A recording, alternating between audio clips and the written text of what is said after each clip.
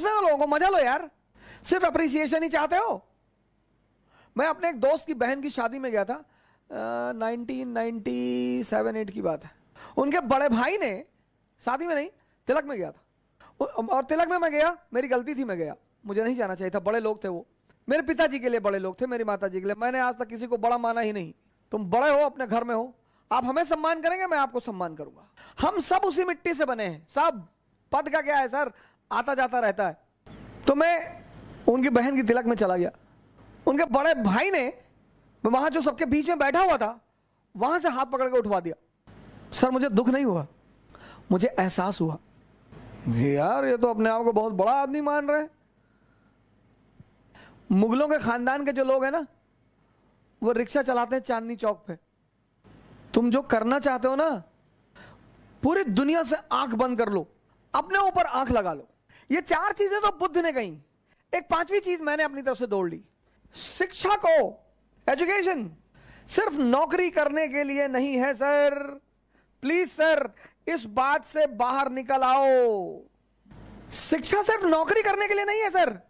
शिक्षा जो है वो सिर्फ नौकरी करने के लिए नहीं है सर। शिक्षा के बड़े महान उद्देश्य हैं। ज्ञान ने बुद्ध को भगवान बना दिया। ज्ञान ने आप आईएएस बनने के लिए परेशान हो, डॉक्टर बनने के लिए परेशान हो, इंजीनियर बनोगे सर, आप बनोगे। हाँ, हमारे जीवन की 21 वर्ष के बाद, जैसे हम मिडिल क्लास से थे, तो हमारे पिताजी कहते थे कि देखो भैया, रिटायरमेंट के बाद हम तुमको पैसा दे ना पाएंगे, हमारी एक बेटी है, उसकी हमें शादी करनी। ऐसे हम बहुत सारे मिडिल क्लास के लोग इसी स्थिति में हैं। जिस दिन ये देश शिक्षा और नौकरी के संबंध को तोड़ देगा, इसको महान बनने से कोई नहीं रोक पाएगा। इस देश में सफलता का पैमाना क्या है? अरे इनका लड़का डॉक्टर हो गया, तुम पता नहीं क्या पढ़ते हो। अरे हो गया माता जी, बहुत अच्छा है पढ़ने में। हमारे बहुत सारे पेरेंट्सों की आदत है दूसरे के बच्चों से कंपेयर करना। प्लीज, शिक्षा का जो अंतिम चरण है ज्ञान का, वो तो आदमी को भगवान बना दे। शिक्षा को नौकरी से मत जोड़ो सर। ये 5 काम आप मत करो। दूसरे के मन को पढ़ने की कोशिश मत करो, अपने मन को पढ़ो।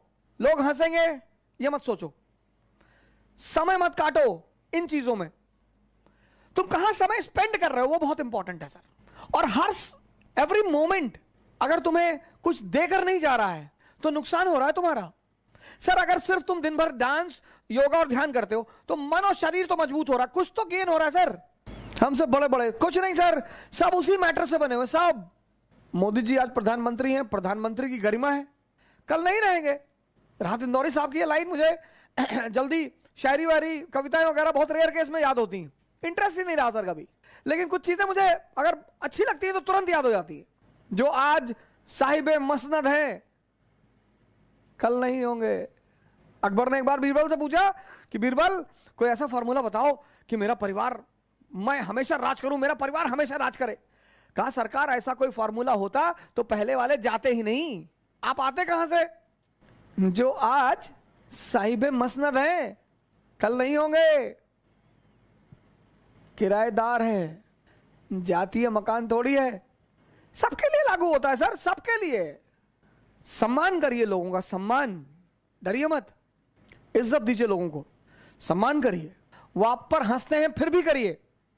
आज कई सारे मित्रों ने मुझे मैसेज किया कि सर हम बहुत कोशिश कर रहे हैं, नहीं हो रहा है कुछ। इन चीजों को छोड़ दीजिए सर।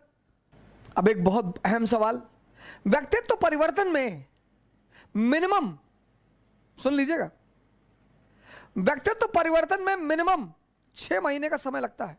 इसीलिए पेशेंस की हर धर्म ने महिमा गाई है।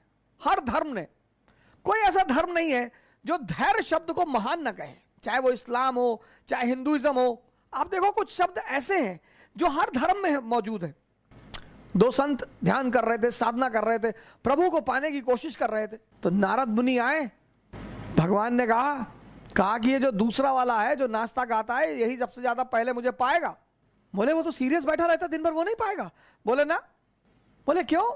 बोले जाओ तुम ऐसा करो, इन लोगों से पूछो कि आप क्या चाहते हो, इनसे जाके कहो, दोनों से जाकर एक ही बात कहो कि तुम्हें प्रभु की उपलब्धि 100 साल बाद होगी। नारद ने कहा अच्छा, कहा ये कहोगे तब तुम्हें उत्तर मिल जाएगा।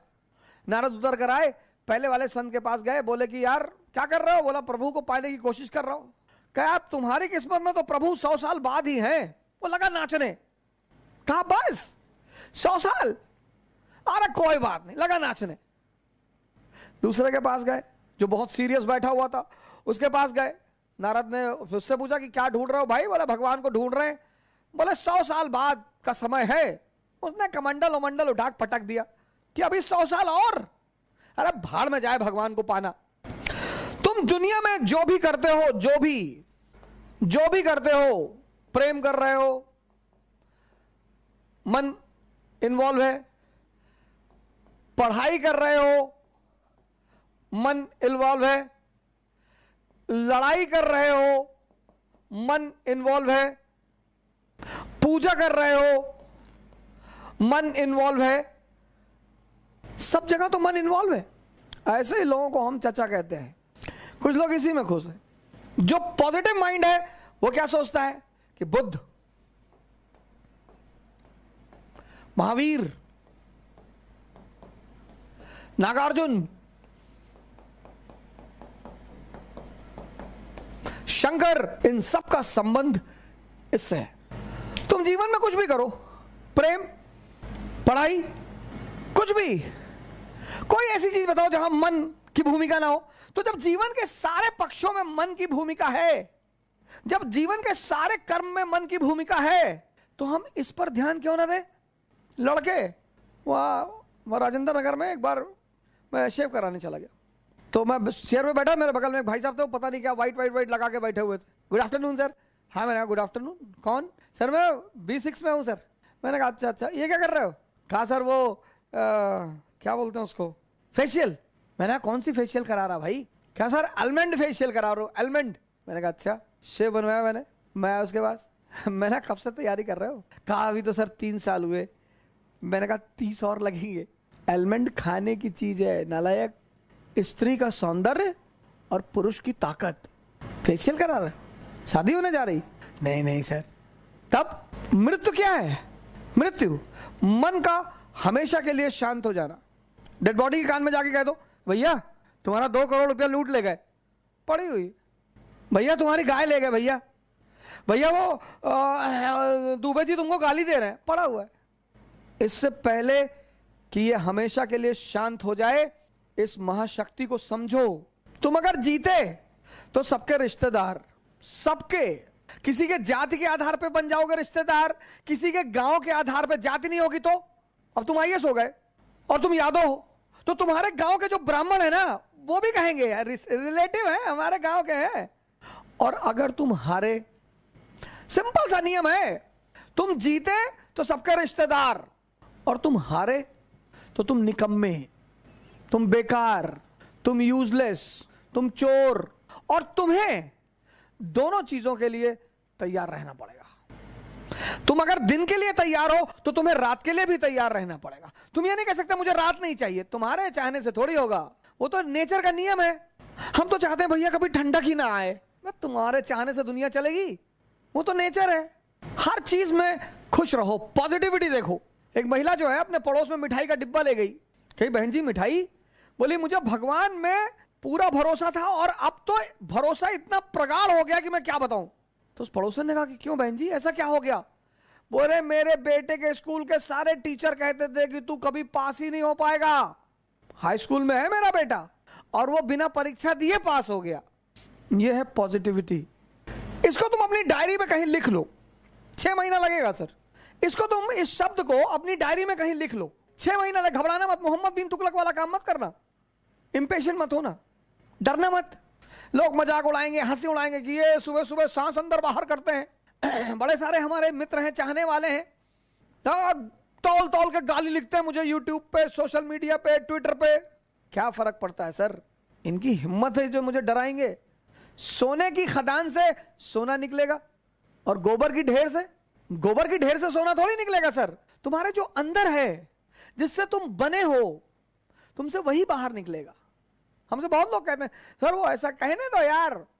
पंडित आएगा, पुरोहित आएगा, मौलाना आएगा, पड़ोसी आएगा, दोस्त आएगा, रिश्तेदार आएगा, इतने सारे लोग बधाई देने आएंगे, इसमें एक और भी आएगा। उसके बिना तो बधाई ही अधूरी है सर। ये मैं निगेटिव टर्म में नहीं कह रहा हूं, मैं बधाई के टर्म में कह रहा हूं। इसको नेगेटिव की और आप तो हिजड़ों को निगेटिव टर्म में ले रहे। नहीं, मैं तो बड़े पॉजिटिव टर्म में ले रहा हूं। खुद को समझो, और खुद को जीतो, पूरी दुनिया तुम्हारी है। 6 महीने लगेंगे, घबराना मत, गारंटी लेता हूं। तुम 6 महीने अपने ऊपर काम करके देख लो, अगर तुम्हारी जिंदगी ना बदले।